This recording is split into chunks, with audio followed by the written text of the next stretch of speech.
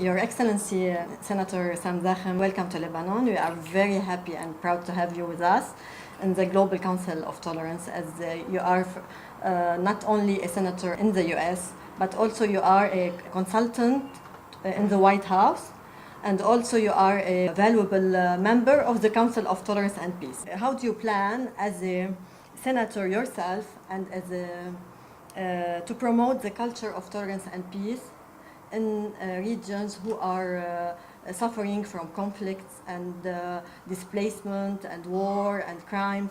How do you plan yourself to do this? Well,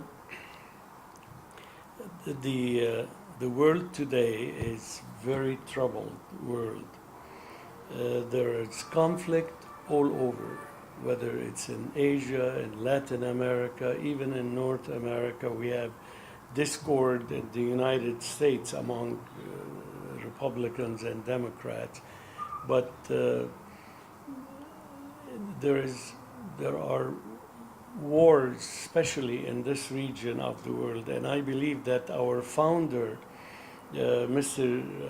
Ahmed Al-Jarwan, saw the global picture and saw the intolerance and the lack of tolerance and the lack of peace in the world, and he started this council, and I thought the idea was beautiful. It is an idea that's so badly needed today because of what's happening around the world. So I joined forces with Mr. Al-Jarwan to try and promote a culture of tolerance, a culture of peace, not only in this region, but throughout the world. And Middle East also. Right. What about the Middle East? Oh, the Middle East is the one area that is so badly in need of this kind of idea, of this kind of culture, of this kind of movement. That's why I believe that Mr. Al-Jarwan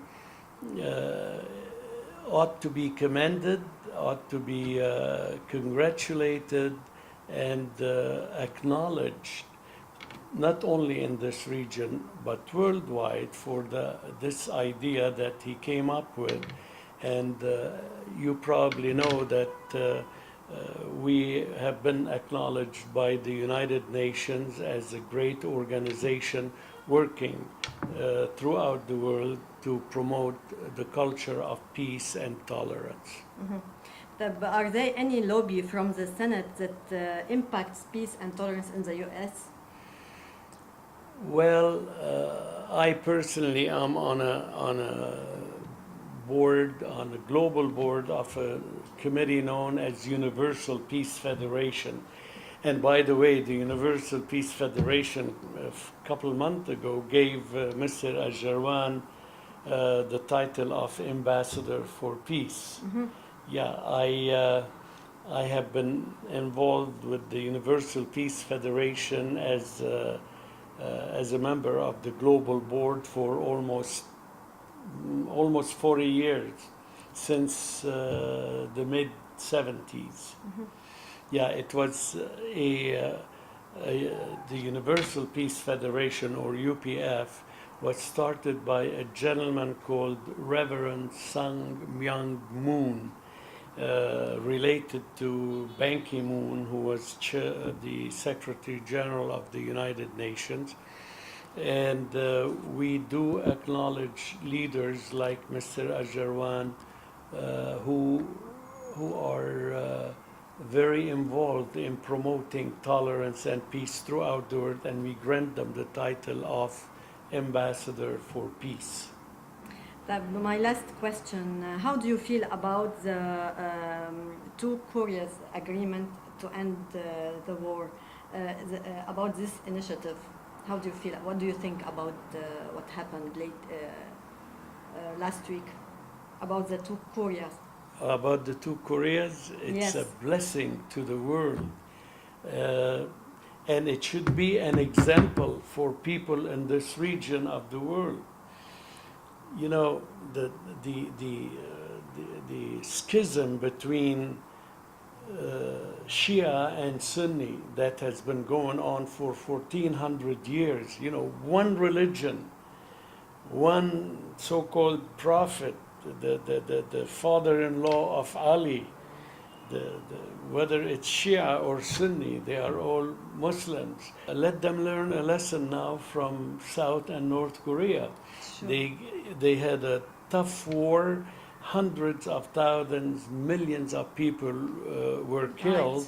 Yes. And now, look, in a matter of a few days, they got together, and thank God that they did get together. And I gave credit to President Trump and as a person who is an advisor on the advisory board for Mr. Trump, I welcome with an open heart this beautiful getting together of the two Koreas, because it was a big thorn in the side of those who believe in peace, in tolerance, and in the brotherhood of mankind. Yes. How do you plan as a member, as a board member of the Global Council of Tolerance? What are your future plans? In other words, what are the Global Council future plans? Well, we are going to have our first big meeting in June in Malta, which is really the government of Malta has been such a great host for the Council on Tolerance and Peace. We will have the meeting in June over there, and then we will make our plans in terms of where we would be, what part of the world we would be most active in. Now we have representatives from all over the world.